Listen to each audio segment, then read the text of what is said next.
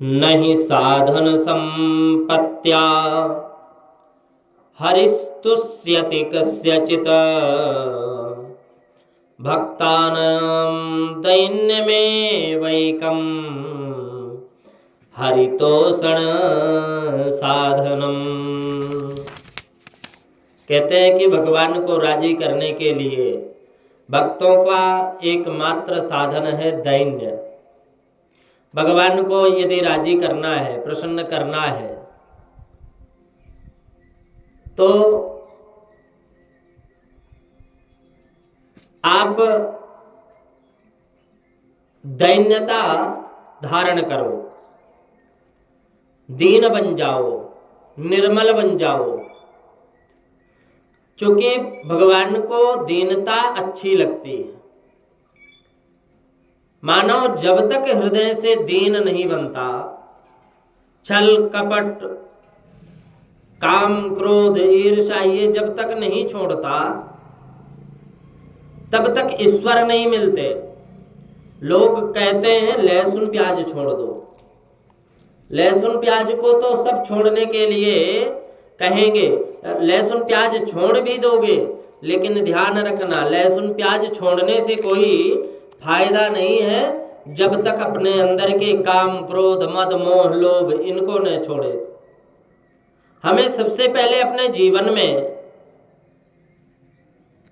बुराइयों को, जीवन से अपने बुराइयों को निकालना है और अच्छाइयों को अंदर प्रवेश करना है। लहसुन प्याज ना जाने कितने लोग तो छोड़े हुए हैं, लेकिन उनके अंदर की कामना अभी भी जागृत है। तो फिर छोड़ना क्या मतलब निकला? व्यर्थ है छोड़ना। इसलिए सबसे पहले अपने अंदर के अवगुणों को त्यागो। अवगुण जब त्याग दोगे ना, भगवान कहते हैं कि मोहि कपट छल छिद्र न भावा। चाहिए कैसे उनको? निर्मल मन जन सो मोहि पावा। मुझे अच्छे लगते हैं कौन? निर्मल। जो मनुष्य हैं उनकी भावना निर्मल हो तो वो मुझे अच्छे लगते हैं। भक्ति का सिंहासन दीनता है, निर्मलता है। किसी भी जीव को छोटा गिने उसकी भगवत भक्ति सिद्ध नहीं होती, फिर वो गिरता है। किसी भी जीव को छोटा मानोगे तो हृदय शुद्ध नहीं होगा। सब एक से बढ़कर एक है। श्रीमद् भागवत में कहते हैं कि धन वृद्ध बल वृद्ध आयु वृद्धस्तथैव च ते सर्वेपि ज्ञान वृद्धाश्च किंकिरा शिष्य किंकिरा। कोई धन से बड़ा होता है, धन वृद्ध, कोई बल से बड़ा होता है, धन वृद्धा बल वृद्ध आयु वृद्धास्तथैव च। कोई आयु से बड़ा होता है, उम्र से बड़ा होता है। लेकिन ते सर्वेपि ज्ञान वृद्धाश्च किंकिरा शिष्य किंकिरा। इन सब से, धन से कोई बड़ा होता, कोई बल से बड़ा होता है, लेकिन कोई जन से बड़ा होता। बहुत सारे लोग हो जाते हैं ना परिवार में, तो कहते हैं ये जन से बड़ा परिवार है, इन लोगों के पास बहुत लोग हैं, इनसे टकराओ मत। तो कोई बल से भी बड़ा होता है, बलशाली है, बहुत बलशाली है, इनसे झगड़ा मत करना, नहीं तो ये अपने बल का प्रयोग करेगा। लेकिन कहते हैं कि धन जिसके है वो भी बड़ा है, बल जिसके पास है वो भी बड़ा है, आयु जिसके पास है वो भी बड़ा है, लेकिन इनसे भी बड़ा क्या है? कहते हैं कि ते सर्वेपि ज्ञान वृद्धाश्च किंकिरा शिष्य किंकिरा। इन सबसे बड़ा तो जो ज्ञान है ना, और कैसा ज्ञान होना चाहिए? कहते हैं कि भगवत कृपा, भगवत ज्ञान होना चाहिए, भगवत कृपा होना चाहिए। स्वधर्म का पालन करने वाला, परमात्मा की भक्ति करने वाला कोई ऐसा मानता हो कि मैं बड़ा हूं, दूसरा छोटा है, यह उसकी भूल है। साधन किए पीछे मैं अर्थात अहम बढ़ता है। साधना तो कर लिया, फिर अहम बढ़ जाता है। इसीलिए किसी जीव के लिए मन में कुभाव आए तो किसी जीव का थोड़ा भी तिरस्कार करने की वृत्ति मन में उठे तो समझना ठाकुर जी इसकी सेवा स्वीकार नहीं की है, अभी अच्छी नहीं लग रही। एक गृहस्थ के यहाँ 2 पुत्र थे। एक पुत्र सुबह 4 बजे उठ जाता था, प्रातः 4 बजे उठ करके वो सेवा पूजा कर ले और गायों की सेवा कर ले। और दूसरा पुत्र था तो उसका संग ठीक नहीं था, कुसंग था, तो वह बहुत सुबह उठता नहीं था। वो कभी 6 बजे उठे, 7 बजे उठे, 8 बजे उठे, 9 बजे उठे। तो सवेरे 4 बजे उठकर सेवा पूजा करने वाला पुत्र मन में ठसक रखता था, ईर्ष्या रखने लगा कि मैं बहुत चतुर हूं, मैं बहुत चतुर हूं। एक दिन इसने अपने बाप से कहा, अपने पिता से कहा कि तुम्हारे दूसरे पुत्र को क्या कुछ अक्ल नहीं है, अभी भी खाट पर सो रहा है, कैसा मूर्ख है। बाप ने कहा वह भले मूर्ख होगा परंतु किसी की निंदा तो नहीं करता, खाट पर सोता रहता है, उतना ठीक है। तू जाग कर इसकी निंदा करता है, इसके लिए मन में कुभाव रखता है, ईर्ष्या रखता है। तो किसी व्यक्ति का पाप मन में नहीं रखना,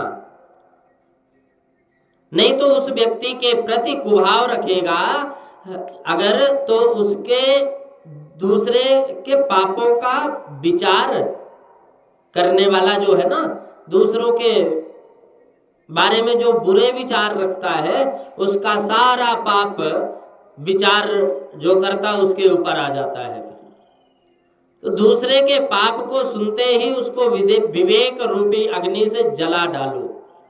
जगत के किसी जीव के प्रति कुभाव रखना ईश्वर के प्रति कुभाव रखने जैसा है। सब भूतों में से, सब पदार्थों में से द्रोह का त्याग करो, ईर्ष्या का त्याग करो, अहंता का त्याग कर दो। क्या किसी जड़ वस्तु से भी द्रोह ना करो, सबके प्रति समभाव रखो, सब में सद्भाव रखो। मन में अभिमान नहीं आता, काम भी नहीं आता, विकार वासना और अहंकार का भाव ना रखे और साधन करे तो वह साधन सफल है। सब में ईश्वर का भाव रखना, अनेक में एक दर्शन करना तप है। यही ज्ञान है। ज्ञान का लक्षण यह है कि उससे किसी को भी उद्योग और अशांति ना हो। जो प्रतिक्षण सावधान है वह संत है। जो प्रतिक्षण हमेशा हर समय वो भगवान के आराधना में लगा हुआ है, वो संत है। यस्मान्नो द्वजते लोको लोकान्नो द्वजते च यः। जो प्रतिक्षण सावधान है वह संत है। वैष्णव संत सब काल में सावधान होते हैं, अर्थात मेरे व्यवहार से किसी को कोई कष्ट ना हो, किसी के लिए कोई कुभाव ना रखना, ऐसा मन को अतिशय बिगाड़ना। इसका मतलब है कि मन को अतिशय बिगाड़ना। भक्ति में मन मुख्य है। किसी भी जीव अथवा जड़ वस्तु के लिए मन में कुभाव आए तो भक्ति में आनंद फिर नहीं आता। सत्वगुण ठीक है, परंतु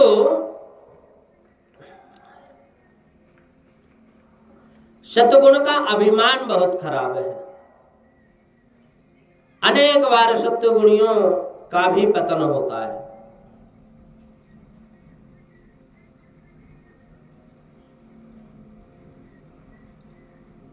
किसी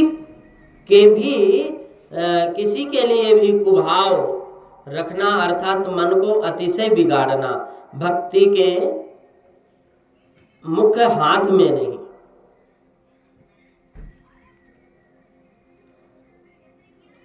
हम भगवान को देखें और किसमें बोले हर एक इंसान में, हर एक जीव में भगवान को देखें। क्यों? क्योंकि अणुतो अणुर्यान महेतो मणिर्यान, सूक्ष्म अणु में भी भगवान विराजमान है, तो विशालकाय हाथी में भी भगवान विराजमान है।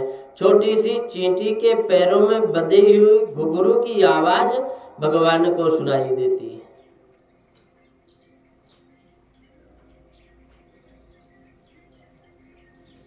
प्रतिक्षण सावधान जो रहे वही संत है।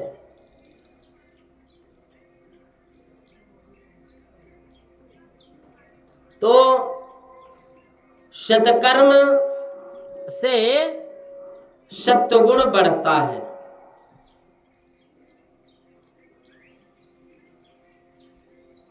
सत्वगुण से शुद्ध आहार, शुद्ध आचार और शुद्ध विचार से भी बढ़ता है। अच्छा, सद्गुण बढ़ता है संयम से, सदाचार से।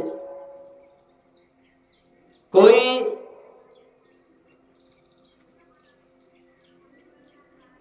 सद्गुण विचार नहीं रखता, सद्गुण व्यवहार नहीं रखता और फिर भगवत भजन करे तो उसका कोई फल नहीं मिलता।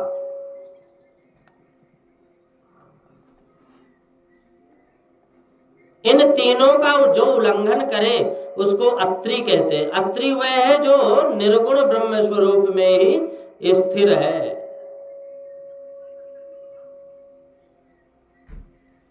सत्कर्म तो सत्व गुण बढ़ता है, सत्कर्म से बढ़ता है।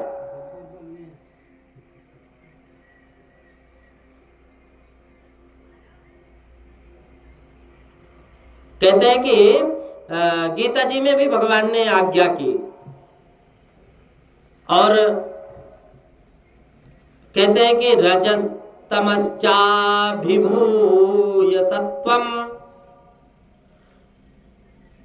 सत्कर्म से सत्वगुण बढ़ता है। सत्वगुण शुद्ध आहार हो, शुद्ध आचार और शुद्ध विचार से बढ़ता है।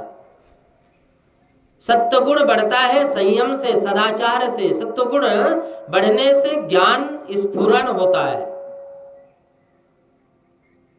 भगवत कृपा प्राप्त होती है। फिर भी सत्वगुण भी बंधन करता है, इसमें थोड़ा अहंग भाव रह जाता है ना, इसलिए हमारे मन में अहंता आ जाती है। अरे हम बड़े हैं, हम ये हैं, हमारा पद ये है, और वास्तव में रहता कुछ भी नहीं है। चाहे इस शरीर को हम राजनेता के लाइन रूप में रखें, चाहे कोई अधिकारी के रूप में रखें, चाहे हम मंत्री बना दें, इस शरीर को मंत्री कहें, नेता मंत्री कहें, राष्ट्रपति कहें, या चाहे इस शरीर को हम कलेक्टर कहें, आईएएस आईपीएस कहें, या चाहे हम इस शरीर को ही महात्मा कहें, श्री महंत कहें, जगत गुरु कहें, शंकराचार्य कहें, हम कुछ भी कहें, यह शरीर है और यह शरीर की गति दो ही है। जला दोगे तो भभूत बन जाएगी और गाड़ दोगे तो मिट्टी में कीड़े, स्वतः ही ये शरीर कीड़ा उत्पन्न करके और अपने शरीर को ही नष्ट कर लेता है। या तो कीड़ा मकोड़े बन जाएंगे या फिर ये भभूत बन जाएगी, राख बन जाएगी। इससे बढ़कर कुछ नहीं है। हम चाहे इसको मंत्री राजा, चाहे इसको हम महाराज, कुछ भी कहते रहे, है कुछ भी नहीं। तो सत्कर्म प्रमुख है। आया है सो जाएगा, राजा रंक फकीर, कोई सिंहासन चढ़ चला, कोई बंधा जंजीर।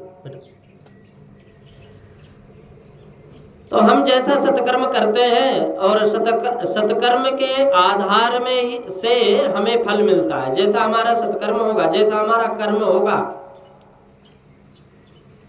आए थे हम लोग हरि भजन करने के लिए। 84 लाख योनियों में भटकता हुआ ये जीव जब एक इंसान, एक मनुष्य का रूप धारण किया, मनुष्य के रूप में ये जीव प्रवेश किया, तो फिर सब कुछ भूल जाता है कि हमें करना क्या है। आए थे हरि भजन को और टन लगे कपास, फिर तो अपने गोरख धंधा में लग गए। उनका जीवन इतना रहता है कि सुबह प्रातः उठे, आज ये कार्य करना है, आज इतनी संपत्ति लानी है, और बस पूरा दिन गोरख धंधा में लगे रह गए और रात्रि में फिर विश्राम किए। भोजन और भगवान के प्रति भाव का अभाव। देखो, भोजन और भजन में एक मात्रा का सिर्फ इतना ही है, एक अंतर, एक मात्रा। भोजन और भजन, भजन सीधा है, भजन सीधा है, भोजन में मात्रा है। तो भोजन हमें मात्रा के अनुसार ही लेना चाहिए, जितना हमें नुकसान ना करे। एक नियमित सीमित, जितना हम ये शरीर को फायदा करे, नुकसान ना करे, हमें उतनी ही मात्रा में लेनी चाहिए। इसलिए मात्रा लगा हुआ है भोजन में, और भजन में कोई मात्रा नहीं है। इसलिए भजन कोई समय नहीं है, भजन का कोई स्थान नहीं है। सर्वत्र भगवान विराजमान है, इसलिए सर्वत्र और हर समय जब हम काम भी करते रहें और भगवान का भजन भी करते रहें। तो इसलिए हमें हमेशा सत्कर्म में लगे रहना चाहिए। सत्कर्म कब होगा? जब हमारा भोजन हमारा शुद्ध होगा। त्रैगुण्य विषया वेदा निस्त्रैगुण्यो भवार्जुन। बोले, भगवान कहते हैं कि 3 गुणों को लांग कर निर्गुण ब्रह्म ही स्थित में जो कायम रहता है, परमात्मा को जो सतत मन से मिलता है, सतत हमेशा निरंतर श्वास श्वास में भजन करता है, श्वास श्वास में भगवान को भजता है, वही अत्रि ऋषि है। त्रिगुणातीत ब्रह्म स्वरूप को जो प्राप्त हुआ है वही अत्रि है। बड़े बड़े ज्ञानी पुरुष जगत को जब बोध देते हैं तब ज्ञान मुद्रा करते हैं, तब ज्ञान मुद्रा करते हैं।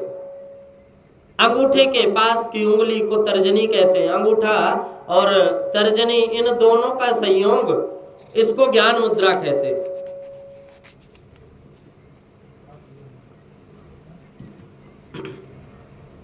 भगवान शंकराचार्य स्वामी ने ज्ञान मुद्रा का वर्णन दक्षिणामूर्ति स्तोत्र में किया है। इन उंगलियों का भी बड़ा रहस्य है। हम जब देखते हैं ना, भगवान शंकराचार्य जी ने एक ज्ञान मुद्रा का वर्णन दक्षिणामूर्ति स्तोत्र में किया। बोले कि स्वात्मानं प्रगटीकरोति भजताम यो भद्रया मुद्रया तस्मै श्री गुरुमूर्तये नमः इदं श्री दक्षिणामूर्तये। अंगूठी, ये जो अंगूठा है, अंगूठा ब्रह्मा है, ब्रह्म बोलते हैं अंगूठा को, और छिगुनी उंगली सत्वगुण है, तो अनामिका उंगली ही रजोगुण है।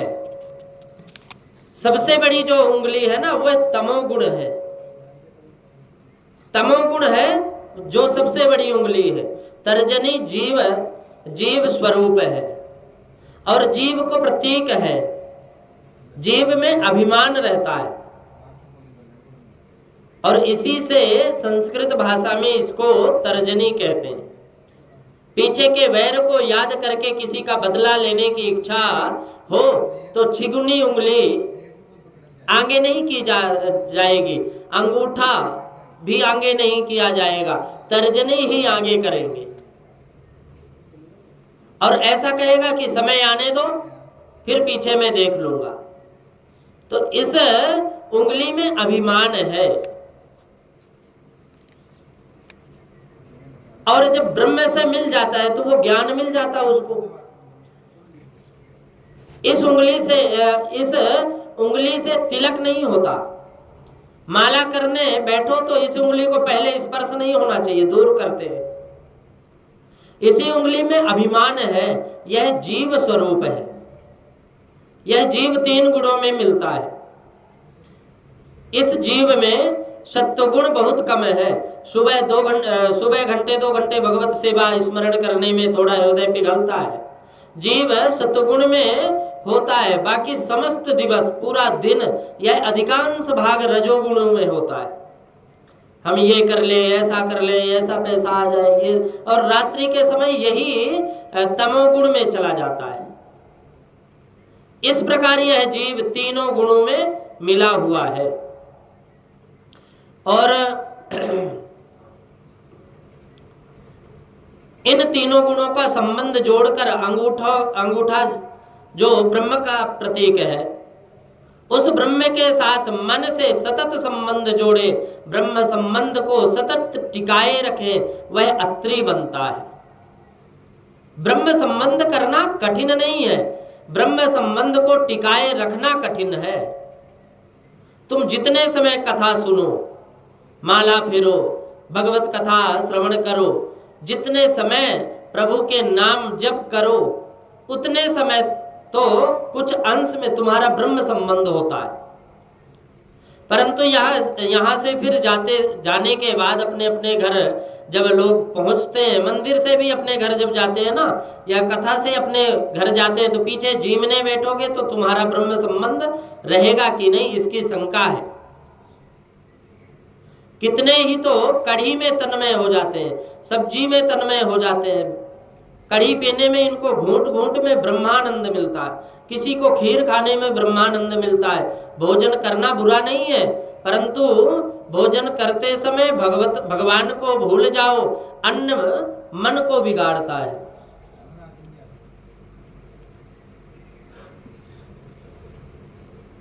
अन्न मन को बिगाड़ता है। हम भोजन करते हैं तो भोजन भी मन को बिगाड़ता है।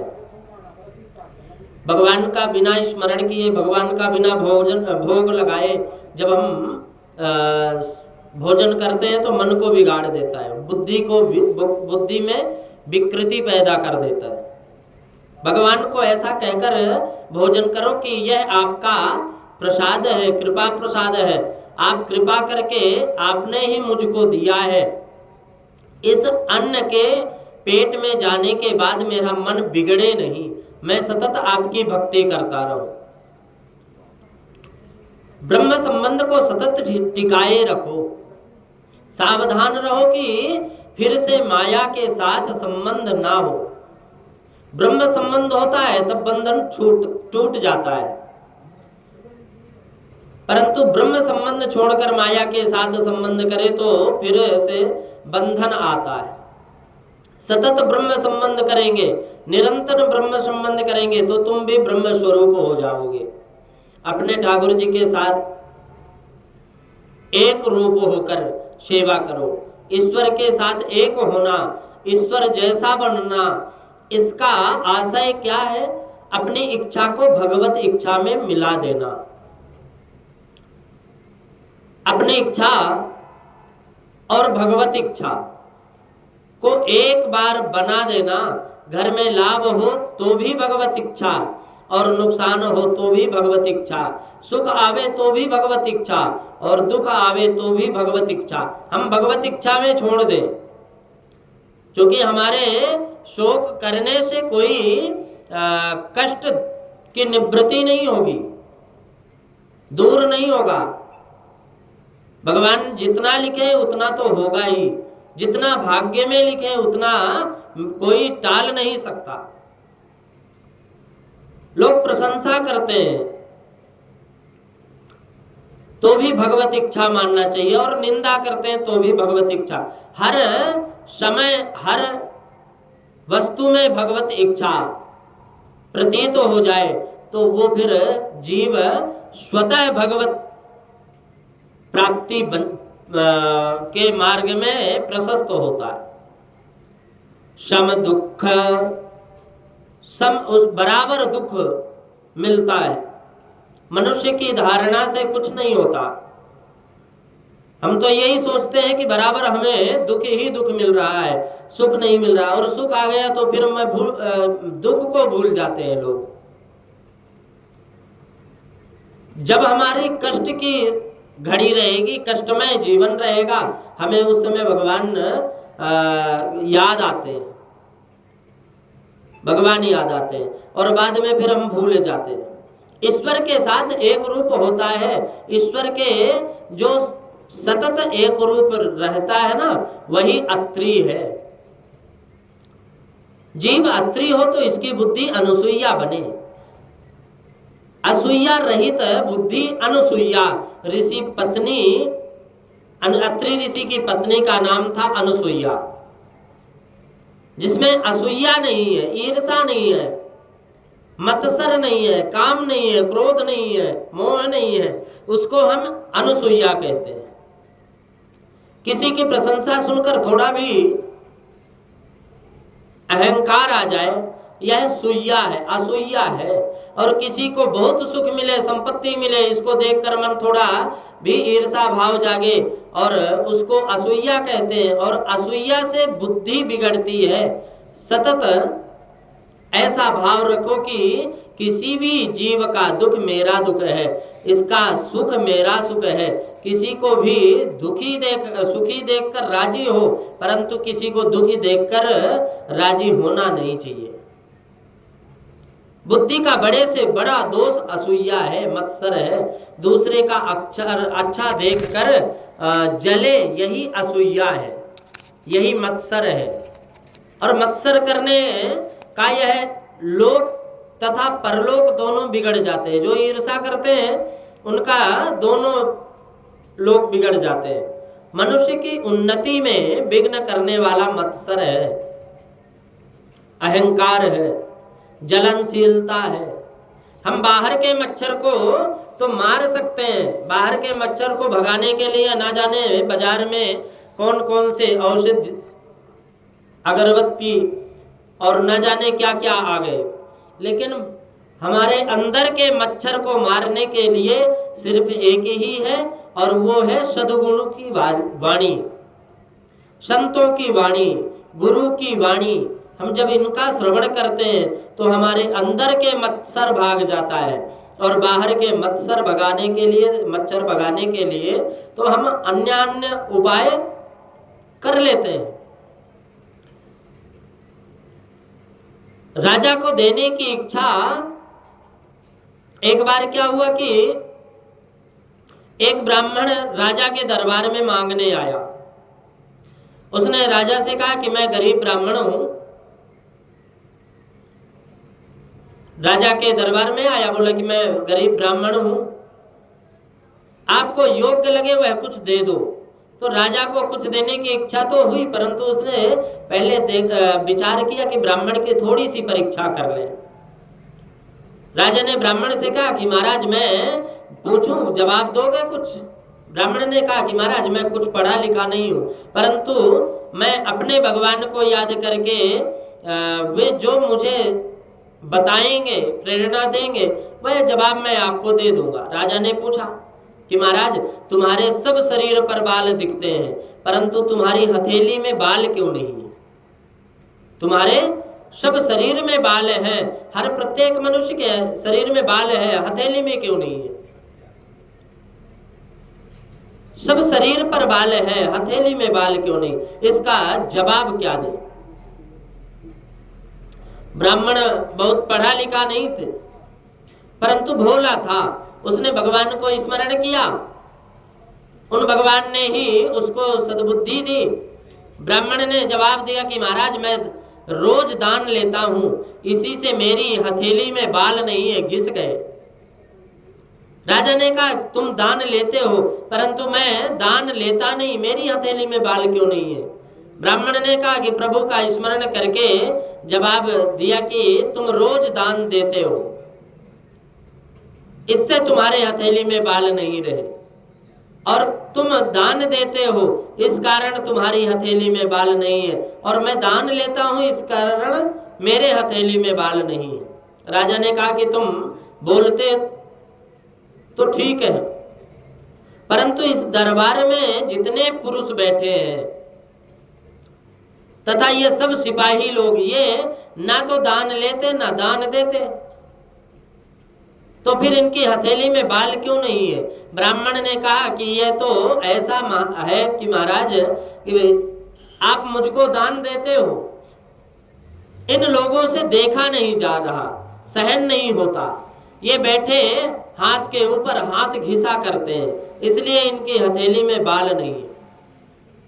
मनुष्य की बुद्धि जब तक असूया है, भाई के लिए, मित्र के लिए, जगत के किसी भी जीव के प्रति जब तक असूया है, ईर्षा है, द्वेष है, तब तक बुद्धि में भगवान प्रवेश नहीं करते।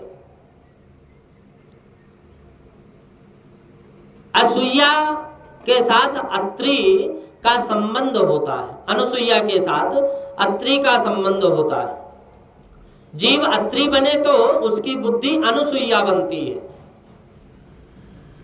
अनुसूया बहुत महान पतिव्रता नारी है।